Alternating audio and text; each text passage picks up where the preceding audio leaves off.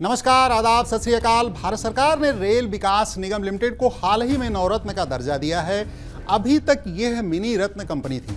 भारतीय सौर ऊर्जा निगम लिमिटेड को मिनी रत्न श्रेणी 1 का दर्जा दिया गया है। रेल विकास निगम लिमिटेड नवरत्न का दर्जा पाने वाला देश का 15वां केंद्रीय उद्यम है। केंद्र सरकार की 2 संस्थाओं को स्पेशल दर्जा मिलने के बाद मन में सवाल आया कि इस तरह का दर्जा मिलना कितना महत्वपूर्ण है, इन रत्नों का चक्कर क्या है। इस क्लास में इसी के बारे में पूरी जानकारी मिलने वाली है। इस क्रम में सबसे पहले जानेंगे कि भारत सरकार सरकारी उद्यमों को कितनी तरह के रत्न से सम्मानित करती है। भारत सरकार केंद्रीय उद्यमों को मिनी रत्न, नवरत्न और महारत्न का दर्जा देती है। अब यह भी जान लेते हैं कि आखिर मिनी रत्न, नवरत्न, महारत्न कंपनियां किसे कहते हैं, कब इन्हें यह दर्जा दिया जा सकता है, देश में इनकी शुरुआत कब हुई।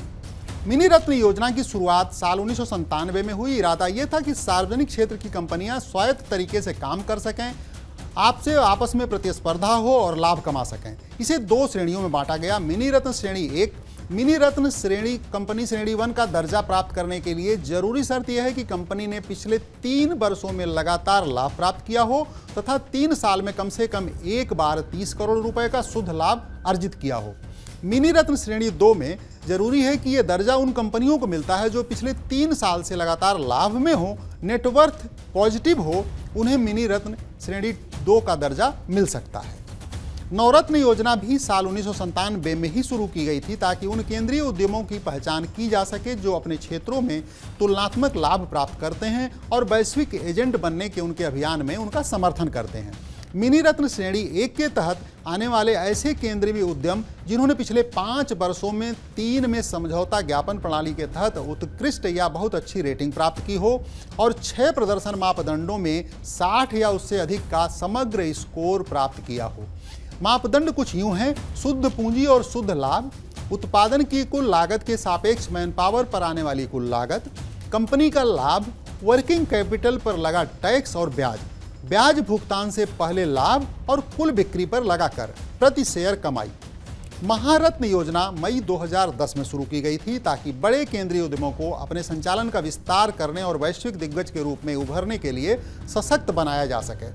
इसकी कुछ तय शर्तें हैं। कंपनी को नवरत्न का दर्जा प्राप्त होना चाहिए, कंपनी को सेबी के नियमों के तहत भारतीय शेयर बाजार में सूचीबद्ध होना चाहिए, बीते 3 वर्षों की अवधि में एवरेज एनुअल टर्नओवर 25,000 करोड़ रुपए से अधिक होना चाहिए, बीते 3 वर्षों में एवरेज एनुअल नेटवर्थ 15,000 करोड़ रुपए से अधिक होना चाहिए, पिछले 3 वर्षों का average annual net profit 5,000 crore रुपए से अधिक होना चाहिए, कंपनी की इंटरनेशनल मार्केट में महत्वपूर्ण उपस्थिति होनी चाहिए। देश में इस समय 12 महारत्न, 15 नवरत्न, 62 मिनी रत्न श्रेणी 1 की कंपनियां थीं। रेल विकास निगम लिमिटेड के नवरत्न में शामिल होने के बाद इनकी संख्या 61 हो गई है। मिनी रत्न 2 श्रेणी में 12 कंपनियां हैं।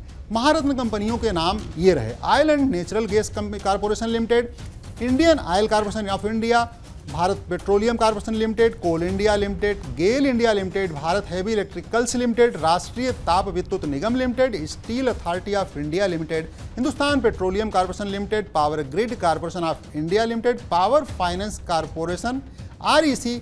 नवरत्न कंपनियां ये रहीं: Bharat electronics limited, container corporation of India limited, engineers India limited, Hindustan aeronautics limited, Mahanagar telephone Nigam limited, national aluminium company limited, NBCC India limited, NMDC limited, NLC India limited, oil India limited, power finance corporation limited, Rashtriya Ispat Nigam limited, Gramin Vidyutikaran Nigam limited, shipping corporation of India limited, rail Vikas Nigam limited. दर्जा ज्यों-ज्यों बढ़ता जाता है, इन कंपनियों को सरकार काफ़ी हद तक स्वतंत्रता दे देती है। वे अपनी अपनी सीमा में रहते हुए इन्वेस्ट कर सकते हैं, फैसले ले सकते हैं, बार बार उन्हें मंजूरी के लिए सरकार के पास नहीं जाना होता। उम्मीद करता हूं कि अब मिनी रत्न, नवरत्न और महारत्न कंपनियों के बारे में मतलब भर की जानकारी मिल गई होगी। आप इस क्लास से जुड़े रहिए, मैं आपके लिए इसी तरह करंट अफेयर्स की रोचक जानकारियां लेकर आता रहूँगा। नमस्कार।